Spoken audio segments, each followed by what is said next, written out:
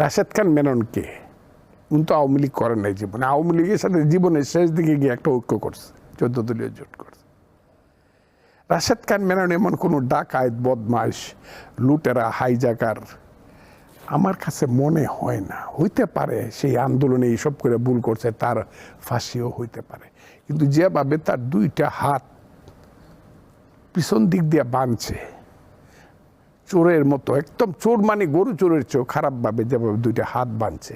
এগুলো সহ্য হইতে চায় না। অনেরা আমাকে বকতে পারে, কিন্তু জিনিসটা কি আমরা খালি আবার আমরা যখন এরা যখন ক্ষমতা থাকবে না এদের হাতও চৌক ওইভাবে বাঁধবে, এই একটা দেশ সৃষ্টি করার জন্য কি আমরা মুক্তিযুদ্ধটা করছিলাম? আমি যেমন চাই না যে ইউনূস সাহেবের এই যে 10 তলায় হাঁটায় তুলছে শেখ হাসিনা চৈত্র মাসে রৌদ্রের মধ্যে মাথার মধ্যে ফ্যান দেয় নাই, এইটা যেমন আমি সাংঘাতিক বক্তৃতা করে ঘৃণা করছি, এখনো যদি এই শ্রেণী